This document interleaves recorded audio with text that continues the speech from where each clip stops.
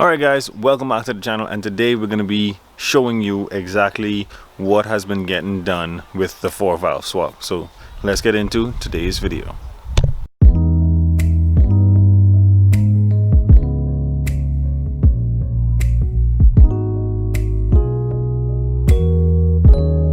Alright, so there's a few things that we have to go over.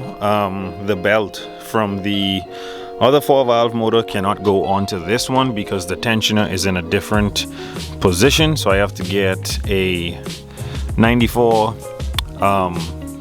Lincoln Mark 8 serpentine belt. I put the Marauder valve fan covers, coil packs, everything is in, because we couldn't use the Mark 8's valve fan covers because they were coil wires, and then they would have the coil pack in the front, so we just went with the valve covers that converted it over to coil on plug setup.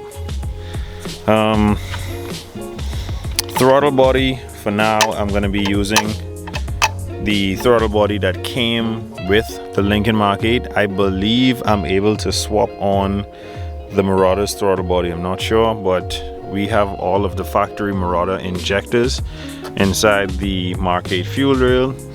We have the intake manifold bolted down, PCV valve, even though I need to change this, all of that is on. Alternator is on, even though it looks a bit beat up from sitting up, I guess. You could even hear a noise, but I'm pretty sure that'll go away once I crank it up. Yeah, pretty much just waiting on a pilot shaft bushing. That's been the real hold up for it. Pilot shaft bushing goes into the back of the crank so that you can run a manual transmission instead of using the automatic. But the rest of the stuff that has to be done would definitely be after the pilot shaft bushing arrives. I could also do the exhaust manifolds. Those have to change. I have to take these ones off. Probably could turn these into some turbo headers, turn them forward, and fix the piping where it's run properly. So yeah, exhaust, belt, and what else? When we put it back in the vehicle, I had to use the Lincoln Mark 8 crossover pipe, and this pipe wasn't here for the Marauder, so I don't know if I'm going to be capping that off and just using this one, or if I'm just going to try and figure out a way to route those cooling hoses. But for now, this is as far as I've come. We still left with so many parts inside the actual car, but these are just spare parts. Even in the back of it, lots of spare parts. I gotta start putting these away somewhere, but for now they're gonna live in here until the car, the engine gets installed. But yeah, this is as far as we have come.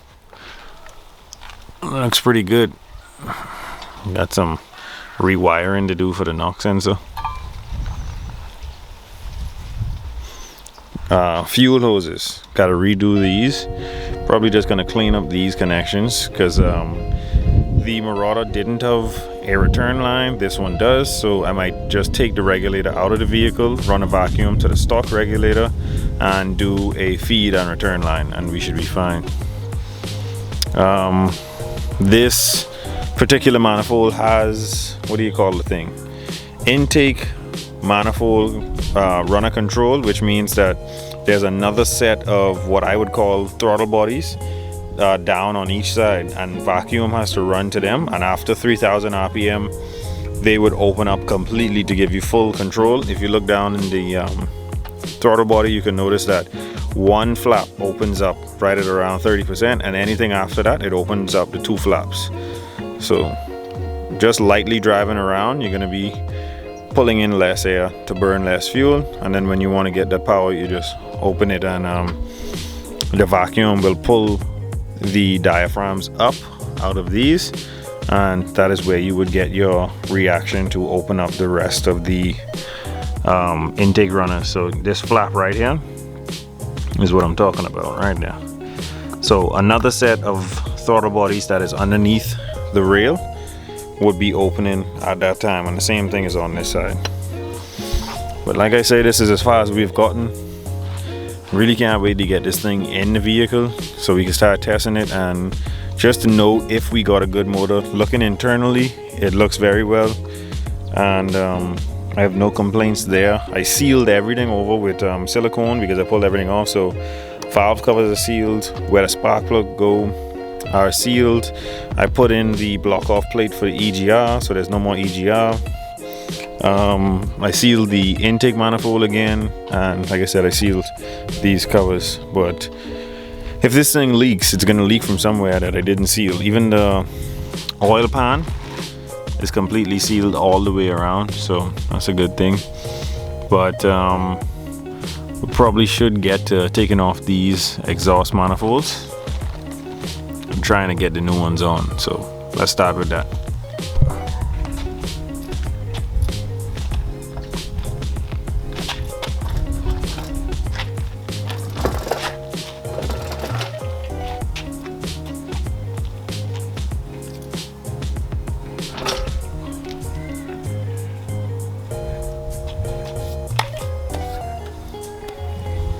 Now all of these exhaust bolts are 10mm. On the Marauder motor they were 13s, but it really doesn't change anything. It's just that I really need to be careful not to strip them, because usually what you can do is just go right at them and they would snap off instantly. Plenty of those snapped off in the Marauder's head. So I've been spraying these bolts, I think from the second day that I had the motor, so maybe like 3 to 4 days I've been spraying them with PB Blaster, basically a penetrating oil. So I'm praying that they just come out easily. So let's see what happens.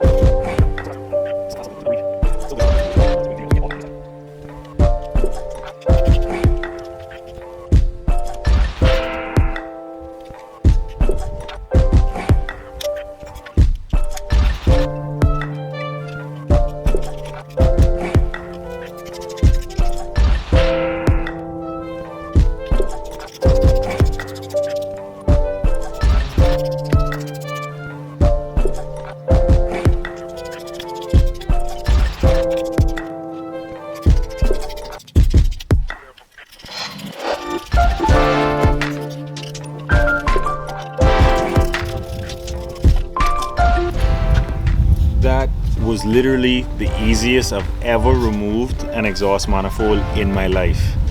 So definitely, if your equipment is rusty, or if the motor that you're using is rusty, you definitely want to put some type of penetrating oil on it before you try to attempt to move the bolts. So let's try to get the, I think that's the driver's side, yeah, let's try to get the driver's side exhaust manifold off now.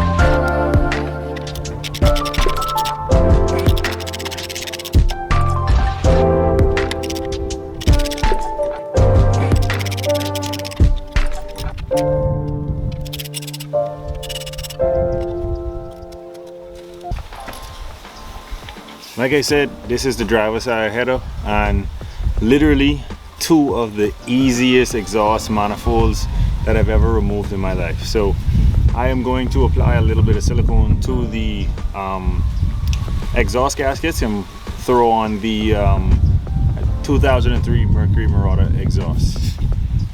Alright, so just like I said, I'm going to be applying a thin layer of this RTV. I think that's what it is. Yeah, silicone. And we're going to be putting these things back on.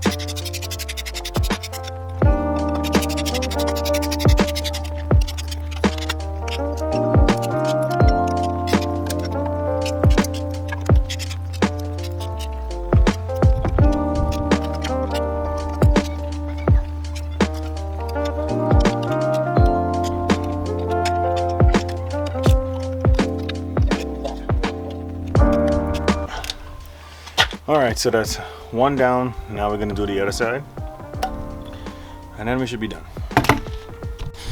All right, guys, so I'm using my phone's flashlight to record this. It got dark on me, but the exhaust is on. Had no issues getting it on.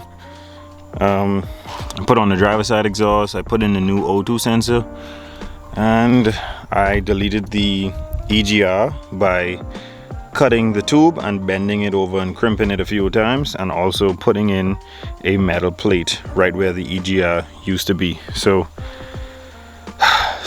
freaking close to getting this thing running. Literally the pilot shaft bushing, serpentine belt, and we should be good to go. Yeah, I'm literally holding my phone for light and recording the outro. But thank you guys so much for watching. Don't forget to like, share, and subscribe. I'll catch you guys on the next one.